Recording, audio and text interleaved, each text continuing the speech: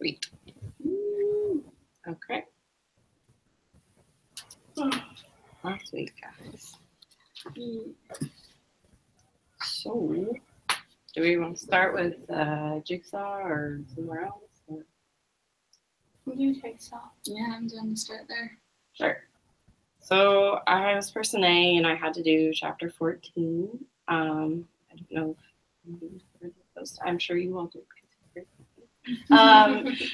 But just to quickly overview, I had to do like what to look for in informational books, and so just to quickly highlight on some of those things, they're supposed to catch their attention, have an attractive design, well-known facts, unusual viewpoints, fascinating comparisons, first-person accounts, and one thing that really stood out to me was like having a personal tour versus buckets of information. I felt like through actually all the, well, yeah, a lot of this text, the cat with the yellow star, I thought that was like, since they included so much of her own like dialogue and like thought of like when she was younger, that made it more interesting. It was still like, I mean, I don't know how, but I think there could have maybe been ways that it could have been done better. I don't know. I was just, there's some parts of it, but maybe I'm just not very interested in this topic, but I was kind of bored, but it'd just be a personal thing. So I was just trying to see what it had based off of those things. And I thought it included a lot of small details that kind of made it more interesting and unique. But yeah. And then,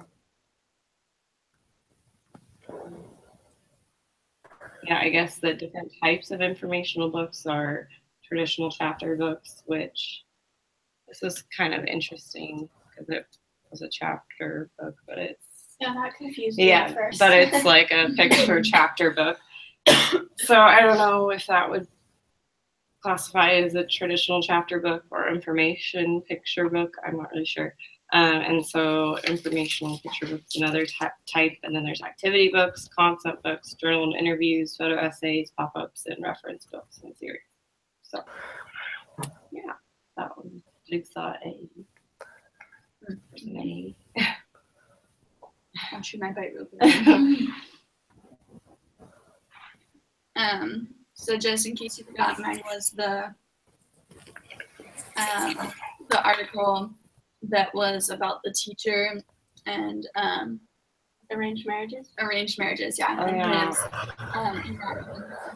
he shared his story with the two different students. The first student that he didn't handle as well because he really let his own opinions and views guide the conversation, and he was like, "Oh, that's terrible. I'm so sorry you're having an arranged marriage. Fight for your right. Go to college, even if it's like distancing yourself from your family," which was like disregarding a lot of the things that student still held valuable from her family. Yeah. But then his second student, I really enjoyed.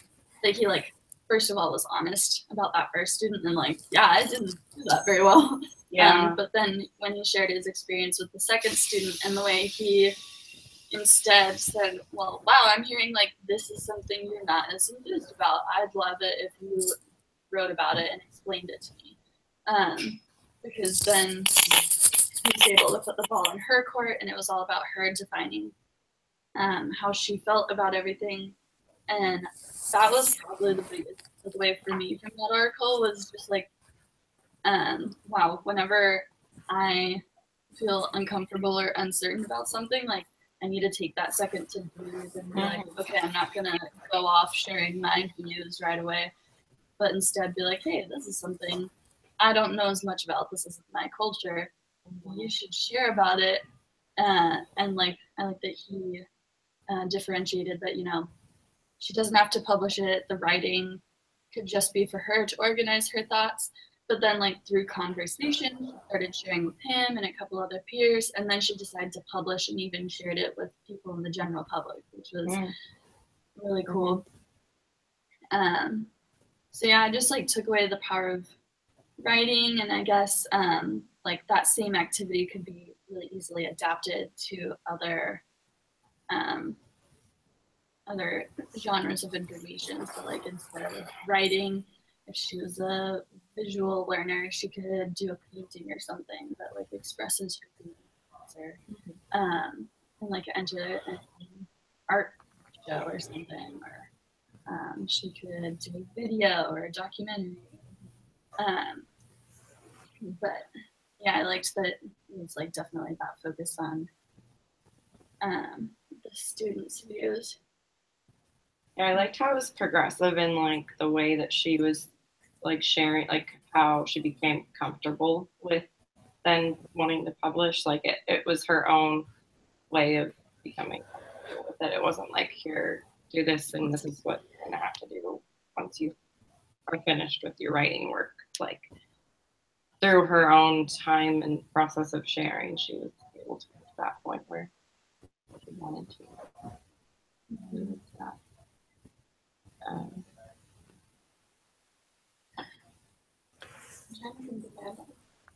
Any questions about it? I don't know. It still felt just kind of tricky because I feel like the teacher who wrote the story, I would feel very strongly like, but like if you don't want this arranged marriage, you shouldn't have to do it. Yeah, and I don't know, like that's not always our job. That's where you can like hand someone to the guidance counselor and be like, talk to them.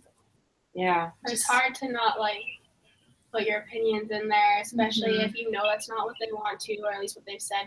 Because it was hard because with the first girl too, it's like she wanted to go to college, but it's also her culture too. So it was taken a like, I don't know. I guess you can't like attack everything in their culture just because of the one thing, but like that kind of what he did, and that made her not feel like respected, I guess. But I don't know. It was just it would be a weird thing to have to handle, but also, what of that kind of stuff would we be working with kids our age? True. That we're going to be working with, because like we're not going to have handle arranged marriages. Right. In elementary. But we still have to be respectful of their culture. Like I guess with holidays and stuff. Right. Like, did you see that one? Yeah. The comedy video that was on this week? So he's like, when they say Merry Christmas, I'm obligated to say F you. Yeah. Yeah. So, I guess maybe like our opinion could be like that we're, you know, when kids are taken out of school for a certain reason, or that they're, you know, that their culture is impacting their ability to go to school, or maybe their school, or how maybe like, I don't know, because there's some topics and stuff that some cultures are like, no, we don't want our child to experience that. So like maybe that's where like we can a day of school. Yeah. Hold our opinions and like our judgments like in that. I don't know, maybe that's for elementary school more so. Yeah. The hard thing with that is I know, like, you know, if they don't want them to celebrate a certain day, then they can have like not let them go to school that day. Or even with like migrant youth, a lot of the times they'll leave school to work in the fields for certain days and like not be brought to school. And like that's stuff that we have to respect, but at the same time, like we don't want our students missing school. Right. So there's like the balance. Yeah. But it's kind of like, you know, that stuff is out of our control. So. True. Like I feel like with the whole arranged marriage, like that's out of their control, and it's not really necessarily the teacher's responsibility. Yeah. We just I don't know. It's a hard thing, but it's probably easier said than done. Yeah, especially with because like with the teacher in this story, like he was talking and having his student like think about it, and they have to be the ones to make their own decisions. But with kids, like it's their parents. Like you can't talk to a kid and be like, "Do you really think that you should be missing like this day of school because of this cultural thing?" The kid's like, no, Yeah. it has nothing to do with them really. They don't really have any decision. I found it just really interesting, like, to think, like, oh, we don't want, like, if we initially think something isn't right in their culture, like, how much we're just being influenced by, like, the westernized culture. And that's not, you know, obviously the best way of looking at like, culture. And I think that's what really stood out to me with that article. Like, we're heavily influenced by our own culture and the way we think and the way we, what our opinions are, what how others think, and like they, like this interaction with this girl, like it can be completely opposite views and different views that we have to be sensitive to. And I don't think I really ever took the time to like think about like needing to be sensitive to that, like thinking like, oh, they could be coming from a completely different culture with a completely different set of views on whatever it may be. They may not feel as strongly that it's not like this awful thing. Yeah, how dare they make you do this? Right. Which kind of also made me think of last week with the ageism thing. Like I never thought like, oh, sending your old parents to a home is like, how could you possibly do that? But like a lot of cultures think that about us. Like, true. Why would you like let family not take care of your own family? That's true. Yeah.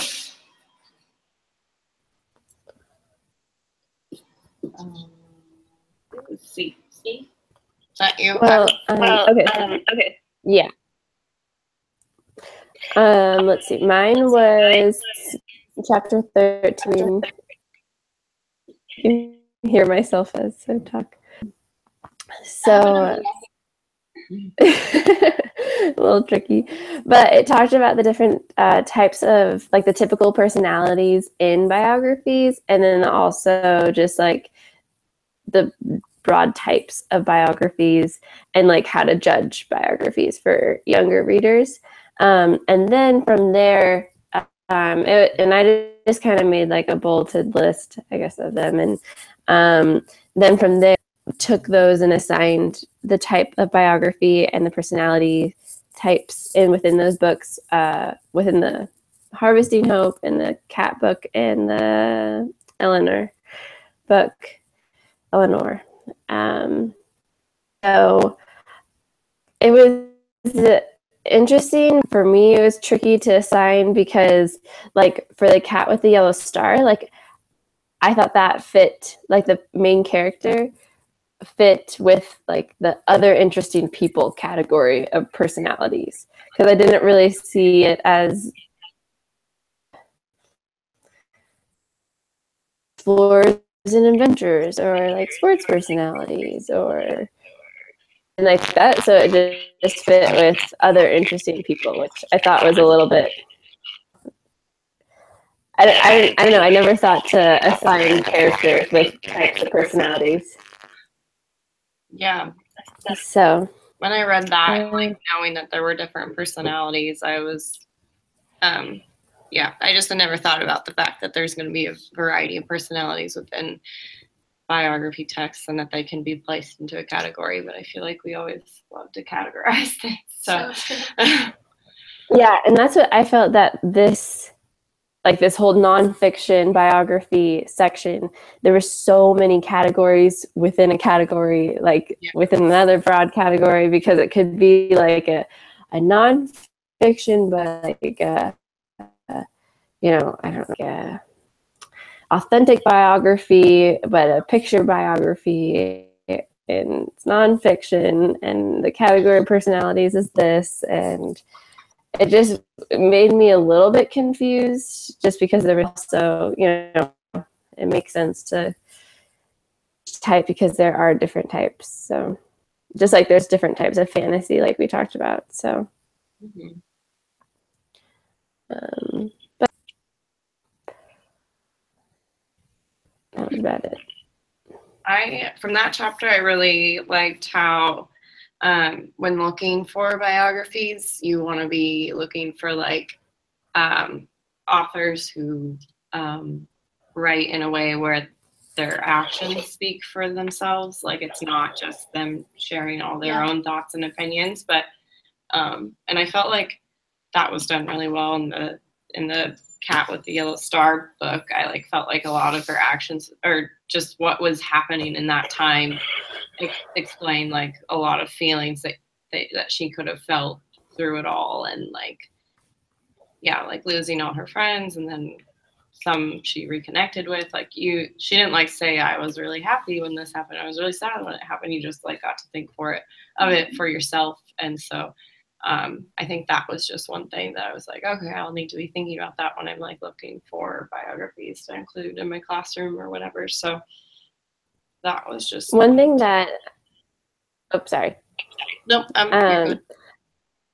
One thing that I had a question about, or that was a little bit fuzzy for me, was the glorifying the subject.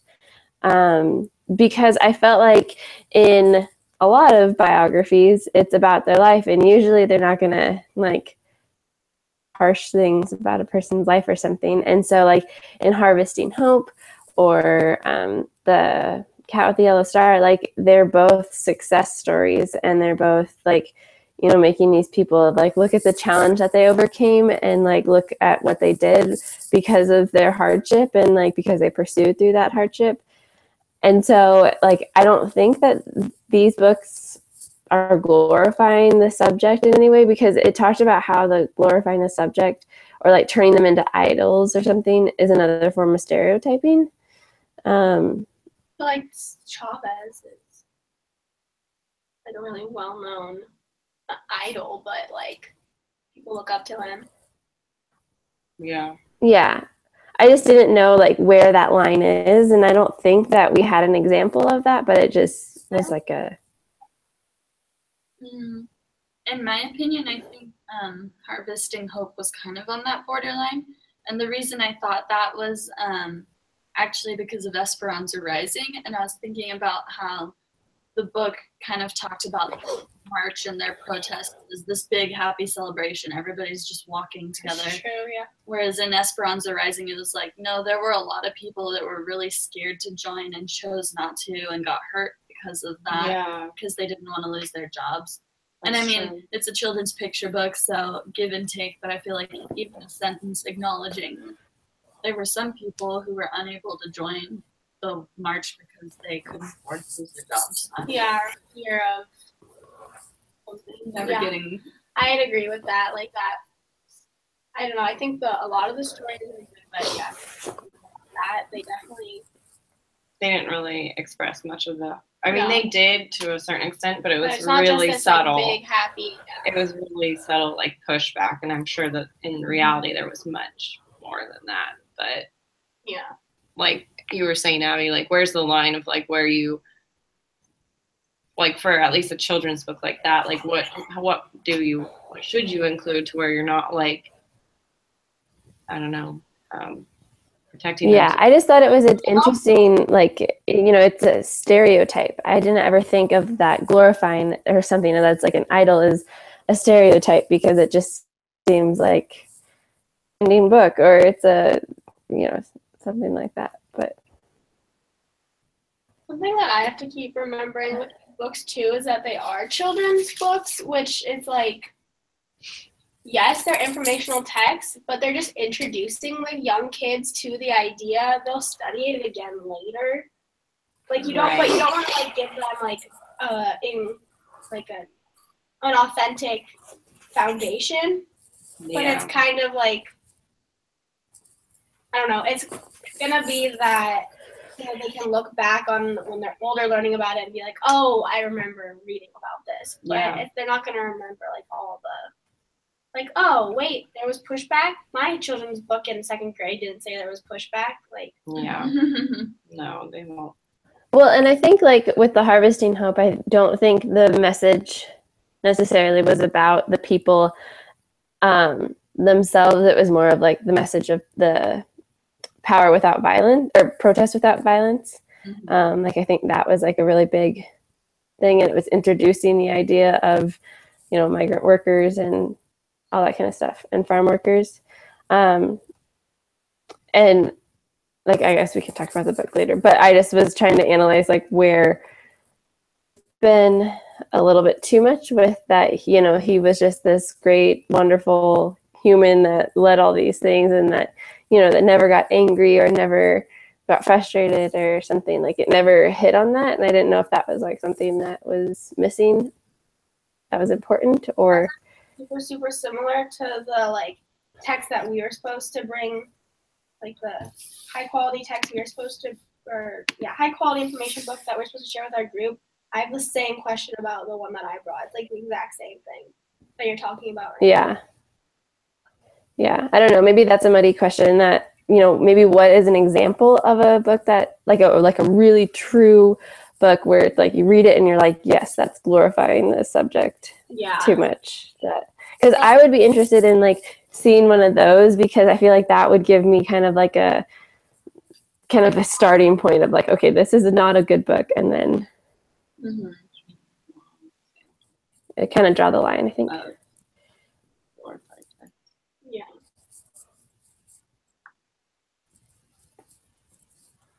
Share that with the kids too. Yeah, and point out those things for like, I don't know. Non-examples can be really powerful too, I think. Yeah, it can facilitate a lot of good discussion.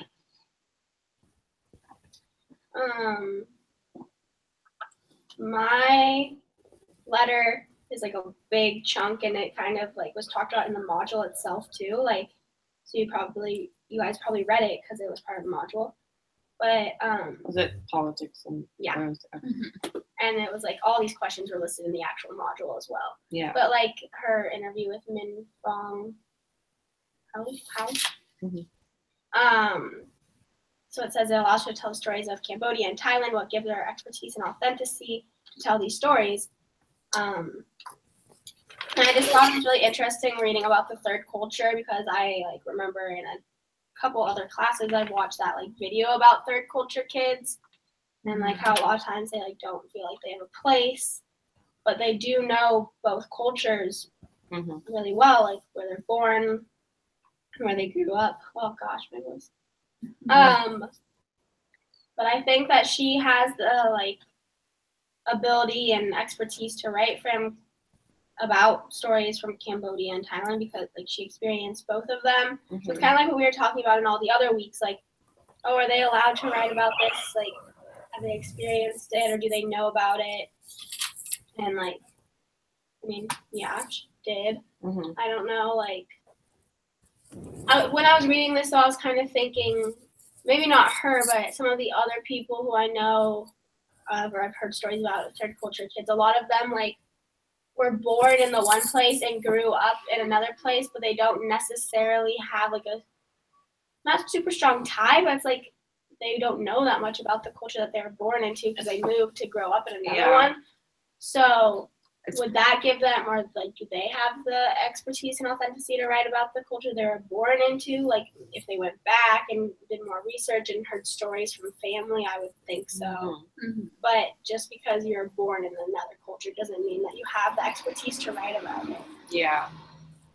I would think the only thing that they could draw from is actually, like, obviously, like, their family member, like, their parents. Like, that would be where they get that first culture that they were part of, because I'm sure it's like being heavily influenced by their parents and however they're raising their kids, whatever that culture might. Yeah, exactly. How they're raised, And so I feel like parents and other family members that might come from that first culture can't, obviously they aren't conscientious of like how they're influencing them in that cultural way. And so, yeah, I think it makes it an authentic experience for the kid, like coming from this one culture, but then like when it goes out into the world, like experiencing this other, and then going to another culture. But I just find the idea of third culture really interesting too, because it's like it's a culture kind of, it's a personal culture. It's like how you react to being from two different cultures.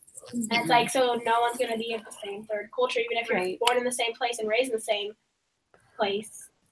Or like, even if two different people were born in the same culture and then moved to the same culture, their third culture might still be different because it's how they handle it and how they, like, I don't know, make that connection. I think third culture is a really interesting idea. And then said, like, how my experiences and cultural backgrounds of the authors of some of the books we read allow them to write credibly and authentically. And I just think, like, with The Cat with the Yellow Star, for instance, I mean, of course she's going to write authentically if she experienced it. Like, I don't know. I don't really understand these questions, because it's like, how might their experience and cultural background do this? Well, they experienced it, so they could write about it. Right. It's like all of us have the ability and expertise to write about the experiences that we've had, and no one else can tell us how we felt about them, and no one else can write that experience because it's like what we experienced. Like, oh, that story probably is told completely different from the view of her friends who are in room 28, like Right. who didn't play the same parts in the play, and those who were taken away to exactly, even and more. those whose families maybe like she had still could connect with her sister and mother pretty well. Like some of the other girls probably didn't. And so even though they're all in the same place, they could have a completely different story, but that's her experience and that's what she was about. Well, I thought it was like another point too is that the Wanting More book was wasn't necessarily from, she didn't experience that. It was like a story. It's a true story or based on a true story, but like all of her information, like the author's information, came from like resources around her, like family members and friends and stuff like that. So it's, I think like that still has credit to write it and everything, even though they didn't experience it. I don't know. It's like a different type of third culture in that way. Yeah, but I don't know. I feel like,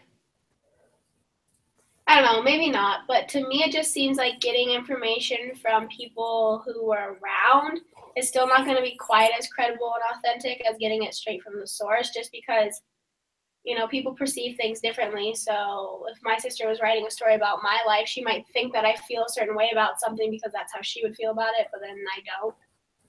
I mean, right. Yeah, no, I totally, yeah. I don't think that they didn't use correct information and things. I just don't think it is as much as if you would get it from the source. Right. And you'd probably just have to discuss that because, like, I mean, I never really thought about it before, though.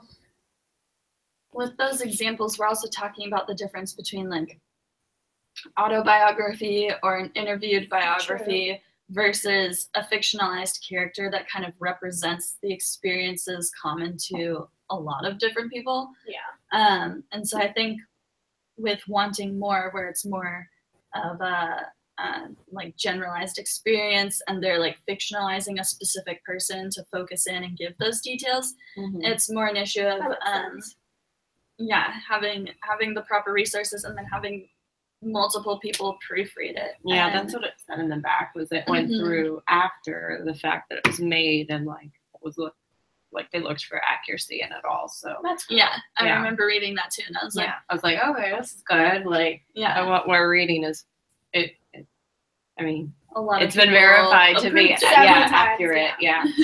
So I felt like it was like a really, for me, I haven't read anything like this about like this culture, and so it was like really, I felt like I was actually looking into a window of like a whole nother culture and like just like what she experienced firsthand. And like, I don't know, I don't know when this was supposed to take place, but I would assume things like this are still going on like every day over there, and with all the war and like even her situation with like how her dad had to abandon her because of everything, as you all know because you read it. But it was just really an interesting book. I absolutely loved it and thought it was really eye-opening to how differently they live. I've never read any type of story from like that culture. That area of the world. Like I like totally had it generalized, like of what goes on and like the hardships that they experience, but like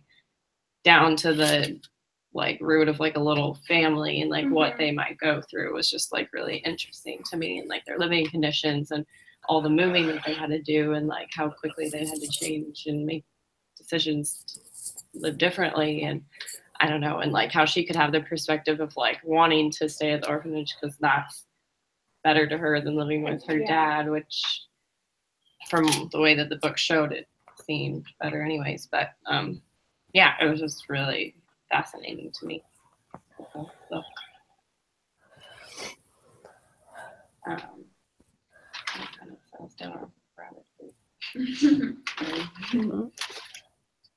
It also talks about, I don't know, my question was just like this really big chunk. And now my Wi-Fi is not working. Never mind. I don't know. I really liked the part of that where it was the heart, head, and hand. Oh, me too. Yeah. I don't remember specifically. I don't know if I recorded it right, but it was like the heart. The language brings out the emotion, and then the head, the ability to go between first and second culture. So, just your ability to just like the tactile work. Yeah, and like was that the one where like she thinks of a certain food and like she reacts it's to the it? Reactions. Yeah. I don't know. I really liked that part, and it kind of gave me a better grasp of what that might be like for someone who's experienced 3 different cultures. Like I was like, okay, like this is how each relates to her as a whole human being and all that she reacts and feels and thinks and everything. And so, yeah, I liked that. The last part of my thing too is this like really big question that I feel like it's what's important when choosing international children's literature. And I was like, wow, that's it's a lot. But I mean, take it away. Yeah, I obviously would want to hear what everyone else says, but to me, the biggest thing is just it being like, I mean, what it already says here is like it authentic and credible, because like you want to make sure that what you're reading isn't incorrect information. You don't want to be feeding yourself incorrect information or your students incorrect information. And I think that's like the hardest part too with what you were saying about where's that line? Yeah, like because you want it to be authentic and credible. You don't want to be teaching them anything that's incorrect or giving them wrong information. But like with Harvesting Hope, not necessarily wrong information, but it's left out. It's like, oh, it's not a lie. It's just a lack of information, you know? Yeah. So, well, it's kind of like it's like any other books where it's, you know, if it's all like stereotype of gender or something like that. Like it's not wrong information, but it's not necessarily right information either. Like it's not that accurate. And yeah, like the 2 moms, the house with the 2 moms or whatever, that was a very stereotypical lesbian like mother, like look wise when you're looking at the pictures. And that's not wrong. Like it's not like there's not couples that are like that, but there's also so many more. Yeah. Right. Stereotype one story. Yeah. One thing, and this is a little bit off topic, but one thing that I really appreciated with the Harvesting Hope was how the really matched the, I guess, story in the sense of like all the pictures were so vibrant and so that they kind of matched that peaceful protest idea.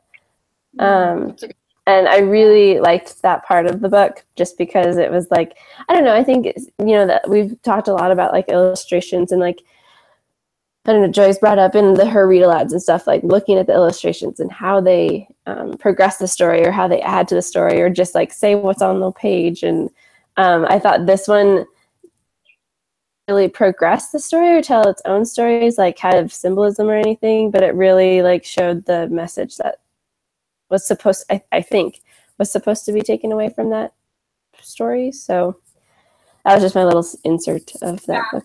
But I didn't really look at that, but I when I was reading, I just really liked the illustrations, but I didn't think that deeply into how they were just also soft. There was no hard edges. Like there was no, it was all, yeah. But also the colors were still bright, so it was like exciting. Mm-hmm. Yeah. I also thought it was interesting because in the back of the book, they talk about like how the illustrator went about deciding how she was going to illustrate the book and just like the research that she did and like the experiences and stuff. I thought that was really interesting. Oh, and the author's note? Yeah. I think that's where it was. Maybe in the back. I don't have the book here. I don't know. Usually the illustrator, I feel, gets left out from that kind of stuff. So it was kind of nice to. Mm-hmm. What would you guys say are more important things when choosing international children's literature?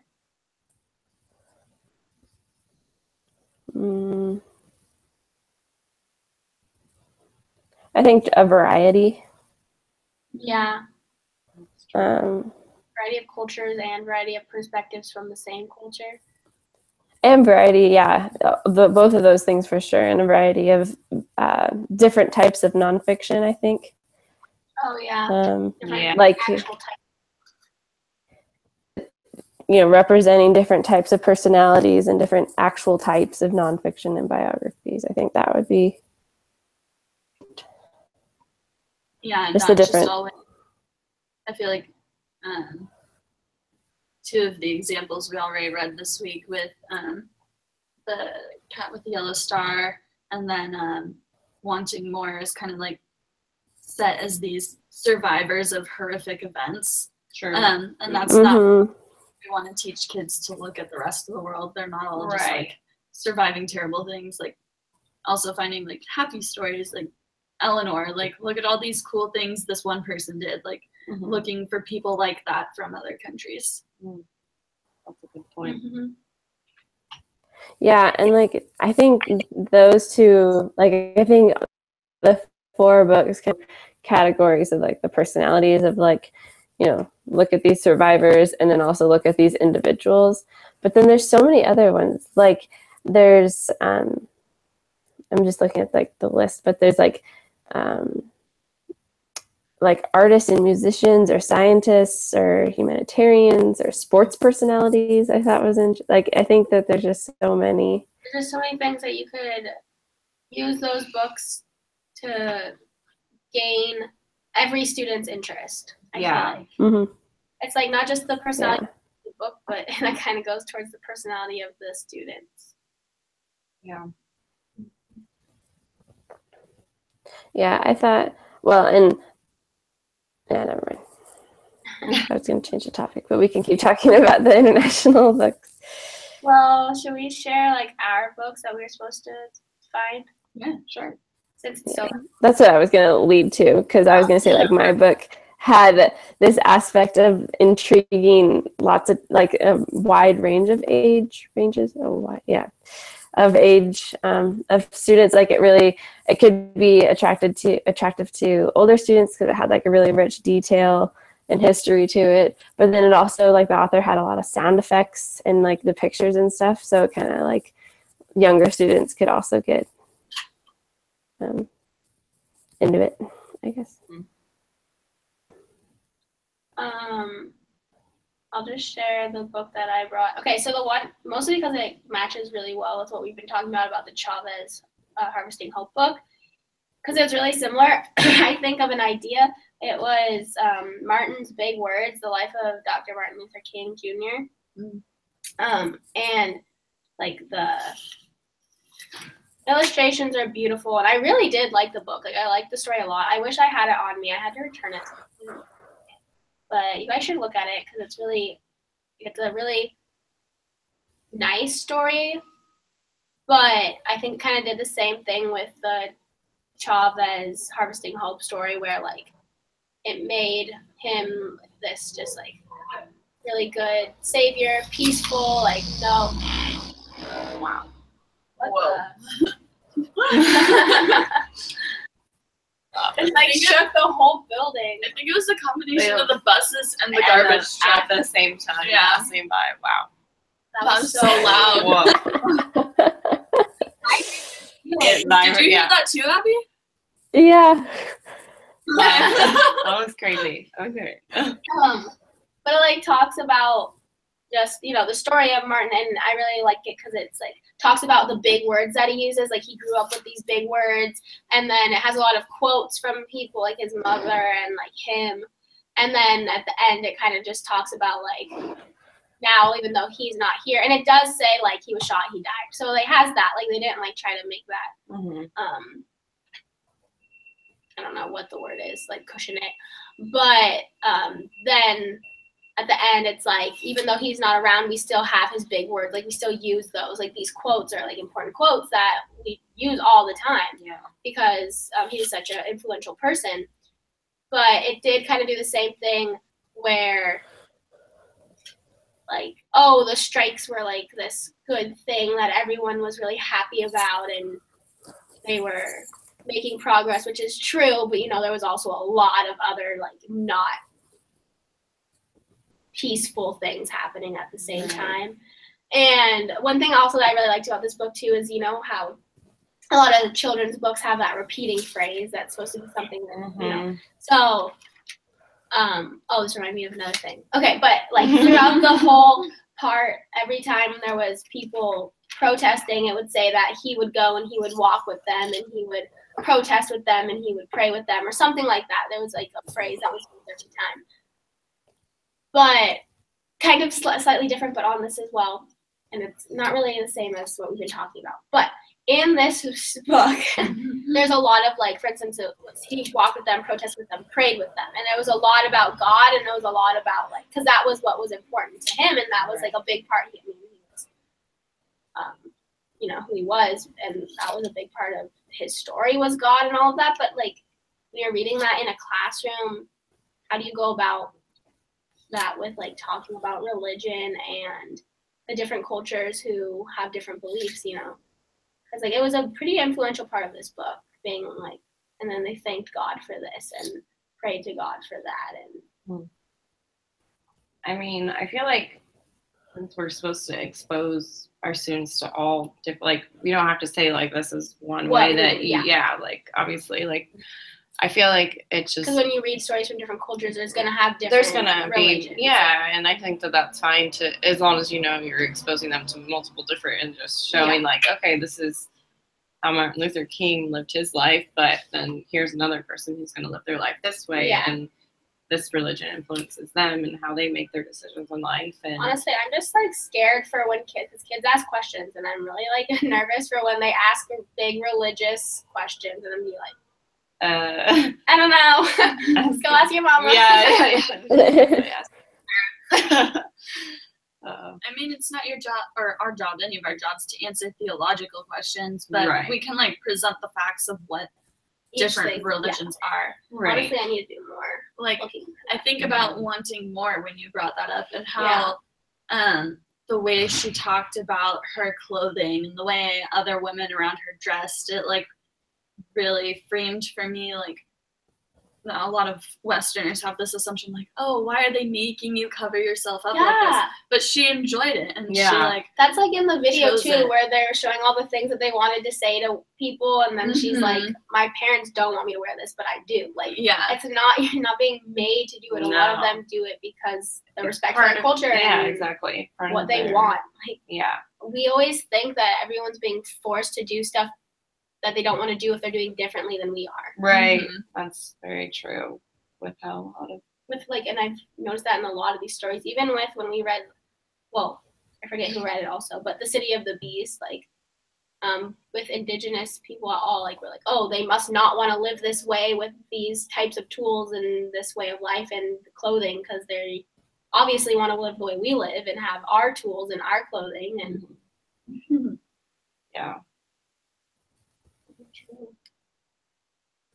And I was never like super aware of that, and this class has made me really aware of that, which I think is really good.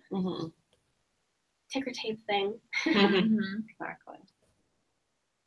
I also don't have my book with me because I just borrowed it from a friend, but I don't know if you guys remember the first class we took with Joy way back when. She kind of raved about this book. It was like 50 incredible U.S. women, and it was like it was A to Z. It was A to Z. It was like famous American women or powerful or whatever. Sounds A to Z. Yeah, it does. Well, there's a sequel to it that I found, which is 100 Incredible Women Worldwide. Oh, and wow. that one That's was cool. it was super Was it really 100?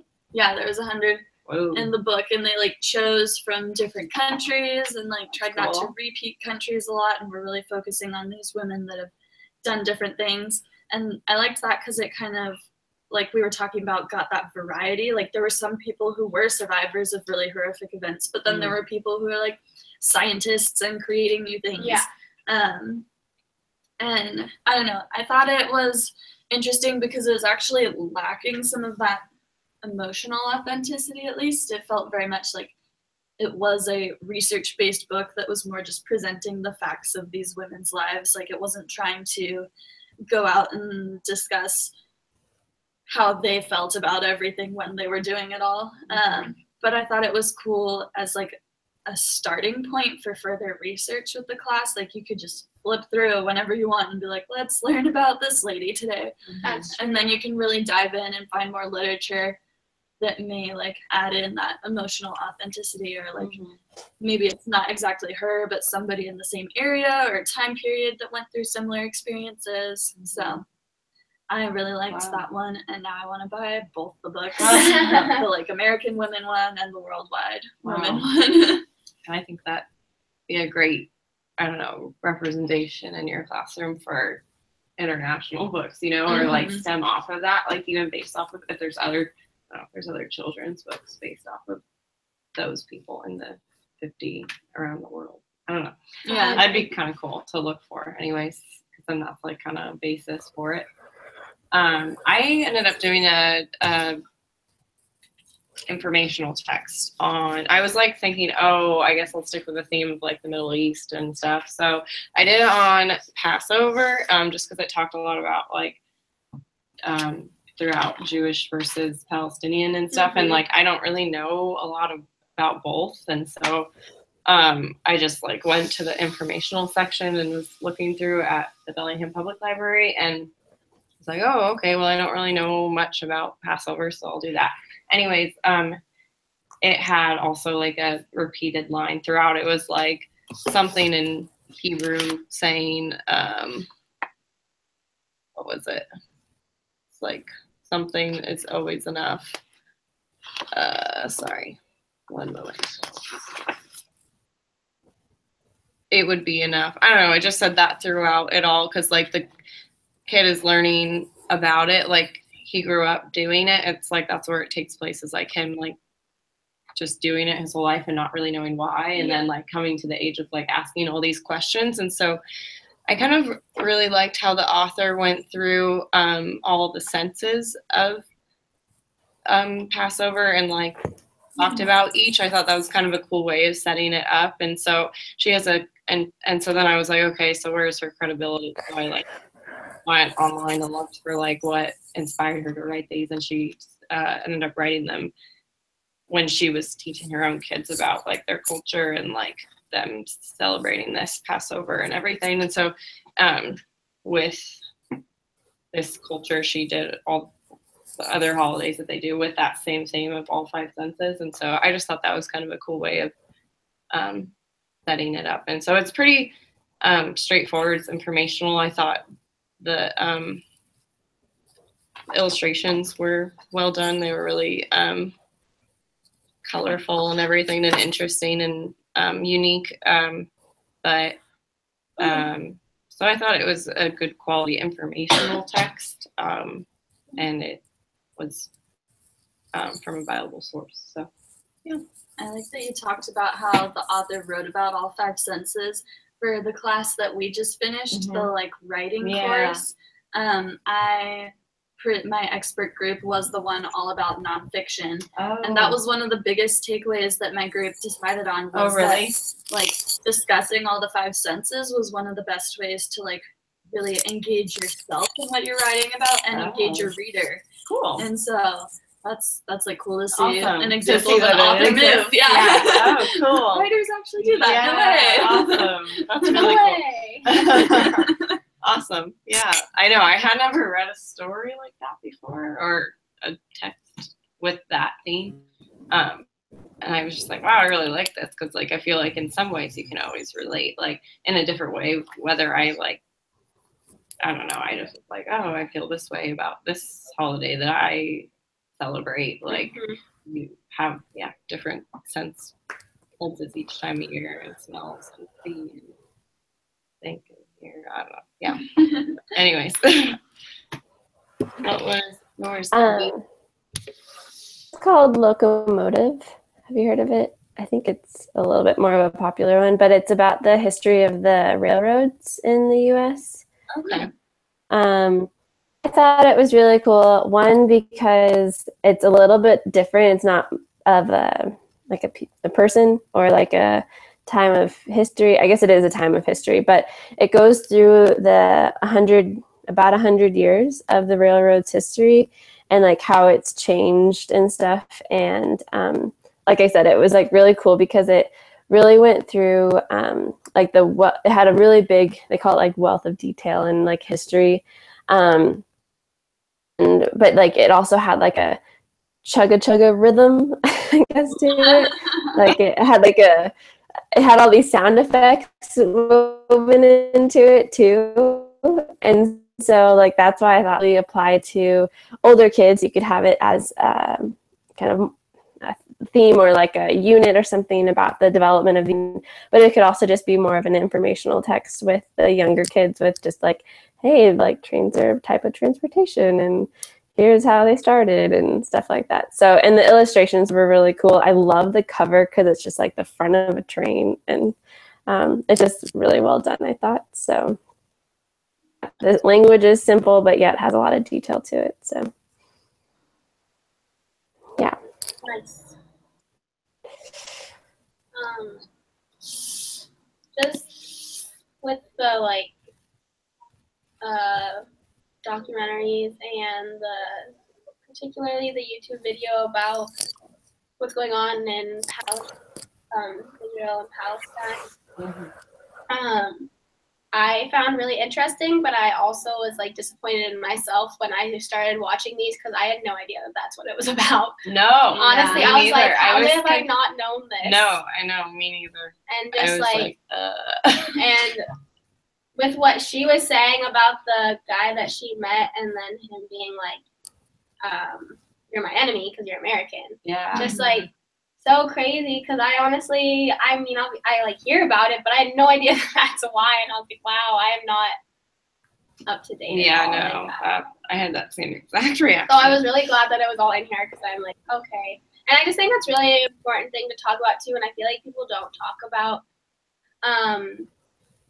like Arabs and all that enough here because like the whole 9/11 thing, which was like that video was about too. Right. It's just like such a stigma and such a problem, especially now with Trump and everything.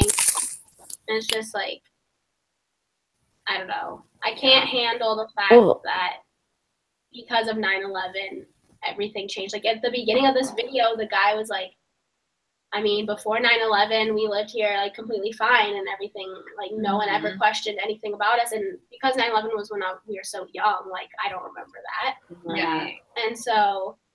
Well, I don't even really think about like the effects because I don't like see it in my own world. Yeah. Like I don't see people. Like I hear about it. I don't react in that way. Yeah, like, exactly. So you're like, no. And so and then we're at the school where we're really accepting of all people, and so we especially don't really see it here. And so I just have been more aware of it, especially now with Trump as president. Yeah, I guess if you're reading all the news and stuff, which I don't. It highlights. My roommates talk about it. And I'm like, wait, what? yeah, for sure. Well, there was this author that came into the ELED class. It was maybe 481, something like this past quarter. And she is the author of the book called Towers Falling. Yeah. What's her name? Yeah. And how she just talked about, and I didn't even think about it, but that, you know, the 9/11 is like part of our history, and it's starting to be so long ago that it's going to be in our curriculum eventually. And that a lot of people today like aren't able to talk about it because it's still so recent and so vivid. And, you know, because we were so young that we don't really remember it and didn't really experience it only through our history classes or like the videos that we watched. Teachers teaching it from the perspective of it being history versus our reality. Right. Like, I think it's just like in this, I don't know, within the next 10 years, it's still going to be in that time of there's still so many people that have impacted by it and everything, but yet it's still, it could be in, you know, people are writing about it now and like writing children's books about it and stuff like that. So its way into our curriculum. But it's going to be interesting because, you know, kind of like where I knew that this war was going on, but I didn't understand why, or I didn't know, like, why people, like, why the different groups felt this way about the other group. It's kind of going to be how, like, in history books, they're going to be like, oh, well, why do we think all Arabs are terrorists? Mm-hmm. Well, because of, like, this historical event that happened. But I don't really know where I was going with that. But yeah. I think it's like hard. We, like, as as people that are teachers, like, we can't know everything that's going on. You know, who's who now and why, and, you know, the difference in relationships that it changes over history. I think, like, it's more of just the open-mindedness to, like, learning through our students and, like, through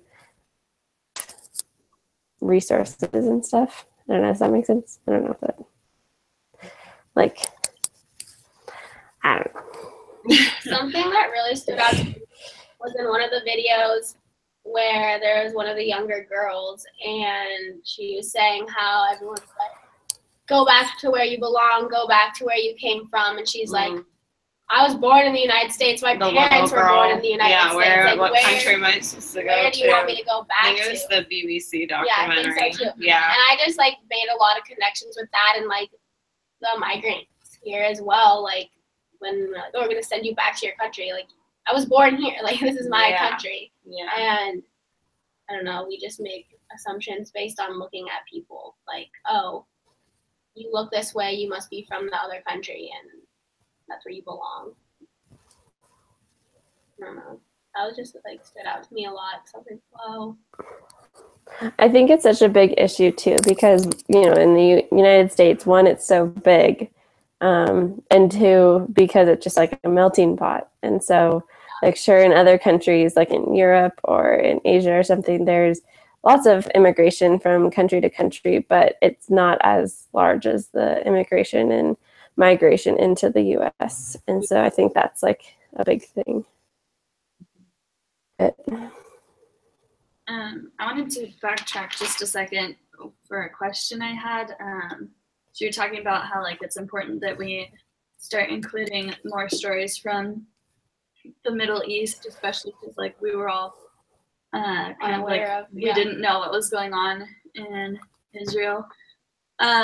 But my kind of question around that is, as elementary educators, like, a lot of those stories can be violent, and I don't know where to draw the line of, like, yes, awareness is important, but how do we, like, bring that awareness without bringing in all these stories that, like, it's hard because it's like, I have not been exposed to this part of the world at all, except for, like, one book in high school when we read The Kite Runner, and that's, like, in that same area.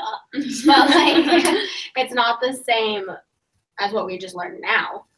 Like, that's how uneducated in that I am. And yeah, like, our own unawareness of it, like, speaks to the education system we've come through. Like, our history courses and social studies courses haven't exactly, like, discussed any of this. Exactly. So. Especially since the United States is involved, you would think that we should know. Yeah. Well, and I just had a thought, like, while you guys were talking, of just, like, a little bit of, because it's like, how do we as, like, teachers fit in all, I mean, like, I feel like what? Like, just the whole world. Like, how do we fit in the whole world? I know, yeah, exactly. Like, how do we fit in that many cultures? And, like, I don't know. Like, of course, you can get, like, a broad, like, a general overview or whatever during the school year, but it's like, you only have 180 days. Like, what do you pick? I think the point is that we teachers educated in this, and we need to work with our fellow educators, so every grade is focusing on something else, and we're not just copying the same thing. Like, not every single grade focusing on migrant youth from Mexico. Like, we need to be talking with our educators, and I think that's, like, really important. Yeah, I agree. So everyone needs to be like educated in this, which is why I really like this program at Western, because we are. Yeah. Yeah. But we're going to be working with other teachers who didn't come to this program, who, like a lot of teaching programs, they don't have to do any of this. So, especially since we're doing LLC. Yeah, I know. I don't know. It just like seems like such a huge thing to accomplish. Like, I feel like for us, like as individuals, like we can just, you know, push ourselves to always be learning more, and like even after we graduate, and like always like be looking to find more and learn more about others, and not even have it be just those students in your class that might represent different cultures, but like they too need to be exposed to others other than like what they've been put into in the westernized cultures, and so or culture. So, but yeah, I don't know how that, or if it has been done at schools where like they, I don't know. Like the only thing that comes to mind is like IB schools where they focus each year, but I feel like maybe that's all so far that's been like a step forward with that, in that schools are really initiating their students learning about other cultures extensively. I guess that's where that growth mindset piece comes into, like always telling our students we're learning this right now, but there's so much more out there. Like you are always going to be learning and growing, and like be open to that. Yeah, exactly. So you want to make sure your students are aware of the new things you're learning too. Like coming to class and being like, I just learned something new. Right. To show them too that that's like modeling that for them. And I feel like I've seen that demonstrated before, and like when growing up and everything, and like I was always, I don't know about every other student in the class, but I was always interested, like, oh, I was like, wait, my teacher teacher doesn't know everything. Like what did she learn? Oh, I want to know. And so I don't know, I think being, I don't know, what do you say, open about that in your own life and what you're learning is really, really helpful. And if you're looking for those new things to learn about other people other than what you're in, good. Do we have 3 questions? We have 2, but did it say 2 to 3, or was it 3 to 4? I thought it was 3. I don't remember. We're definitely at time. I can check real quick. I think that stays up. You can also just take a second to think if there was any other part of the module content, because we didn't spend as much time talking about that. It's so hard because there's so much. I know. You know, like we didn't even get to touch on it all, and there's like so many other articles and stuff that we could have read. Well, we do so much reading about it already. Yeah. Let's see. Yeah, I definitely focused on the books more this time too, just because there was more of them to consider. Like in the past, we've had, you know, with our chapter books, we've had just one book. Especially because it says 1 to 3 questions. Oh, nice. So this whole time we've been fighting for 3. Yeah, exactly. So, figure it out the last week. We don't have any like specific questions, but cool. I know. Yeah. I feel like we covered a good part of it all. Yeah, we definitely touched on each section. Yay! This is our last one. Yup. I All just right. got that project. Bye, Joy. Bye. Bye, Abby.